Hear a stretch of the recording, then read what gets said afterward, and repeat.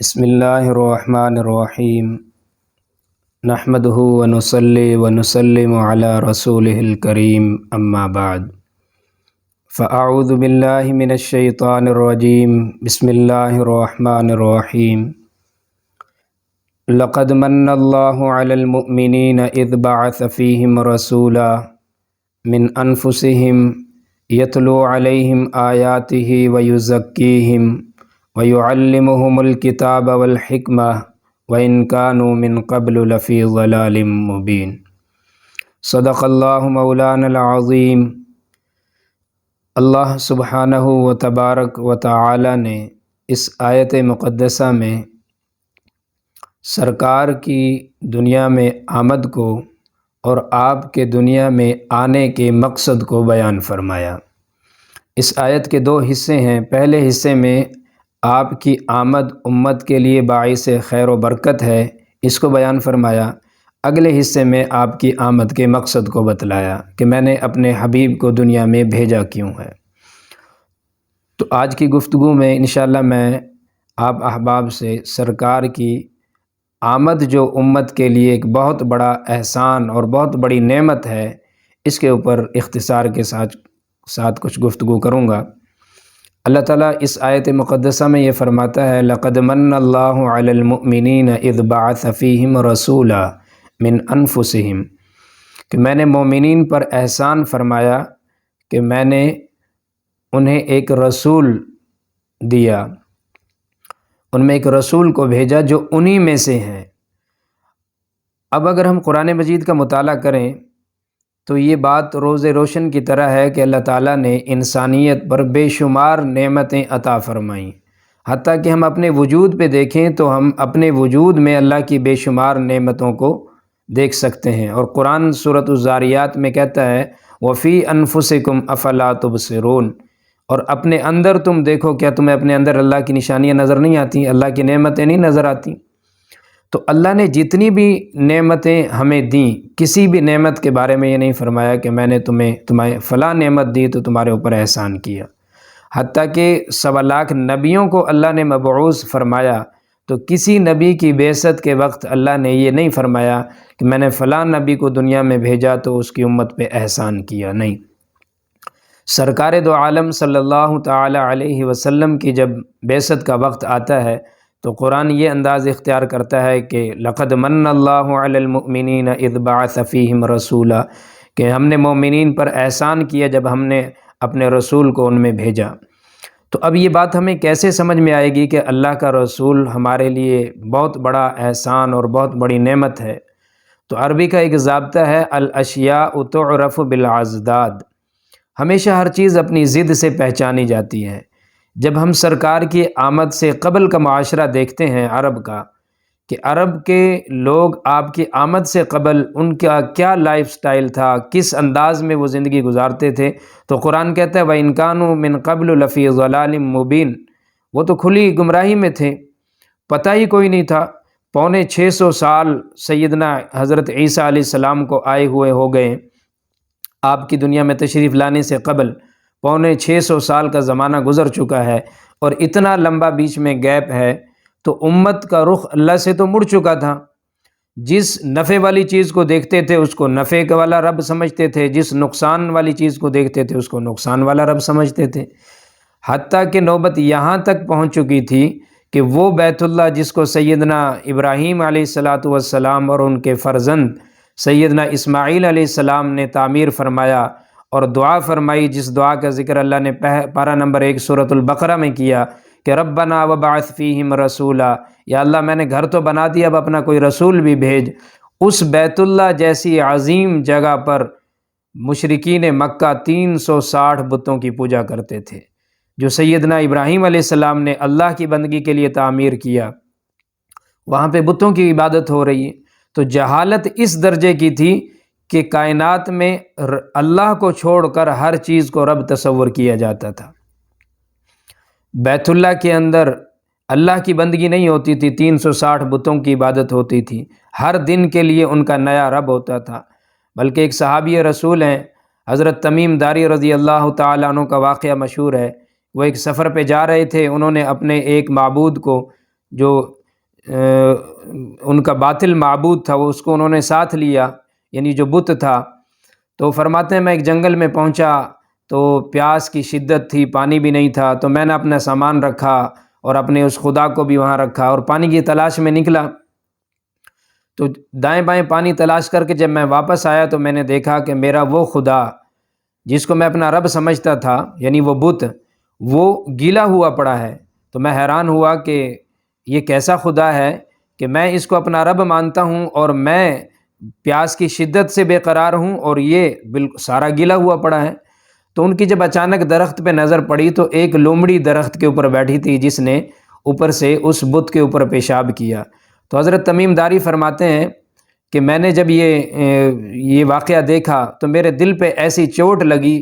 کہ یہ کیسے ہمارا رب ہو سکتا ہے جو اپنے آپ کو ایک جانور کے ناپاک پیشاب سے نہیں بچا سکتا، یہ ہمیں کیا نفع اور نقصان پہنچائے گا۔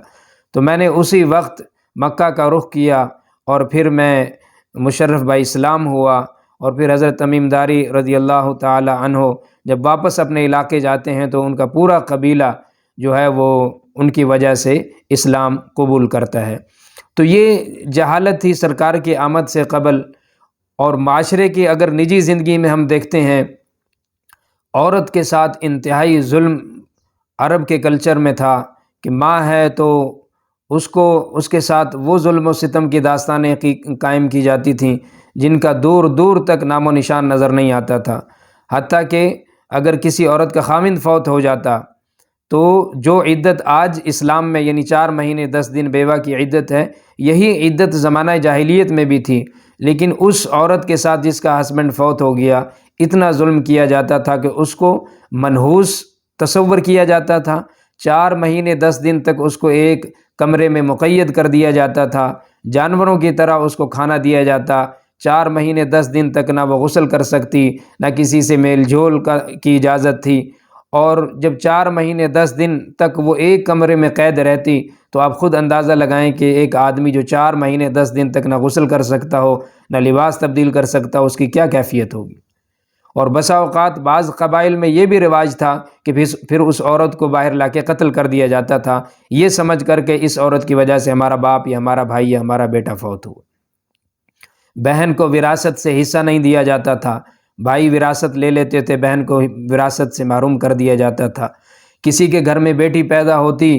تو اس کو زندہ دفن کر دیا جاتا تھا۔ اور قرآن 30ویں پارے سورۃ التکویر میں کہتا ہے وَإِذَا الْمَوْءُودَةُ سُئِلَتْ بِأَيِّ ذَنبٍ قُتِلَتْ، ہم پوچھیں گے قیامت کے دن ان بچیوں سے جن کو زندہ زمین میں دفن کیا گیا تھا کہ بتاؤ تو صحیح تمہارا جرم کیا تھا، کس جرم کی وجہ سے تمہارے ماں باپ نے تمہیں پیدا ہوتے ہی زمین میں زندہ دفن کر دیا۔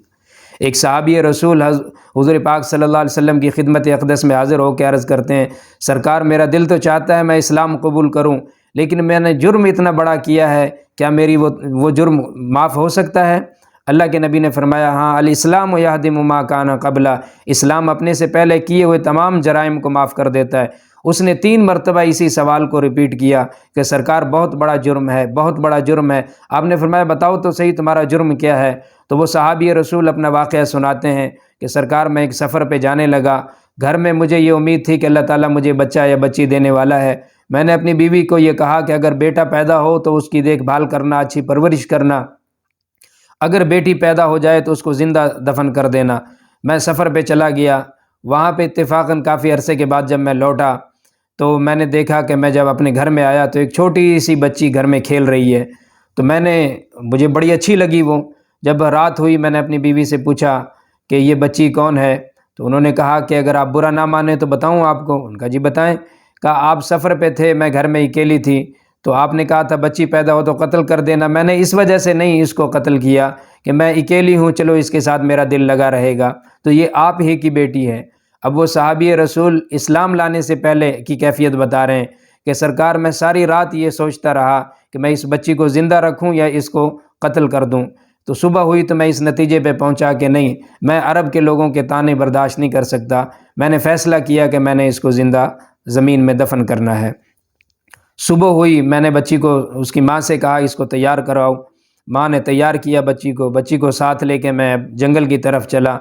اب وہ چھوٹی بچی کبھی میرے آگے چلتی ہے، کبھی پیچھے چلتی ہے، کبھی میری انگلی پکڑتی ہے، کبھی مجھے اپنی توتلی زبان سے ابو کہتی ہے، جیسے بچوں کی عادت ہوتی ہے کھیلتے کودتے، اور میرے ساتھ وہ چل رہی ہے۔ جنگل میں ہم پہنچے تو میں نے اس کے لیے وہ قبر کھودنا شروع کی، اس کے لیے گڑھا کھودنا شروع کیا۔ وہ معصوم سی بچی میرے ساتھ اس گڑھے سے مٹی نکلواتی، میرے چہرے پہ مٹی گرتی، اپنے ننھے منھے ہاتھوں سے مٹی کو صاف کرتی، اپنی توتلی زبان میں مجھ سے بار بار کبھی ابو کہتی، کبھی کیا بات کرتی، کبھی کیا بات کرتی۔ تو جب میں نے اس کے لیے قبر تیار کی تو میں نے اس بچی کو اٹھایا اور اٹھا کے اس کو قبر میں ڈالنے لگا، تو اس بچی نے، اب یہ صحابی رسول بتا رہے ہیں کہ سرکار اس کی ایک بات میرے کانوں میں آج تک گونجتی ہے،